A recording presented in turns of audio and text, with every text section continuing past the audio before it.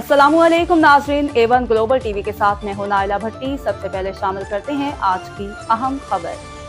हाफिजाबाद से जानते हैं ब्यूरो चीफ उमर सजाद मुगल की इस रिपोर्ट में वर्ल्ड बैंक के ताउन और PCP के तहत हाफिजाबाद शहर में 360 मिलियन की लागत से 3 बड़ी सड़कों की तामीर का काम शुरू कर दिया गया है। डिप्टी कमिश्नर उमर फारूक वड़ाइच ने कसो के बाईपास पर सड़कों के इन तरक्याती मंसूबों का इफ्तिताह किया। Additional deputy commissioner revenue administrator MC Imtiaz Ali Baig, deputy director development Hafiz Mubashirul Hassan, chief officer MC Abid Qayyum समेत दीगर अफसरान भी इस मौका पर मौजूद थे।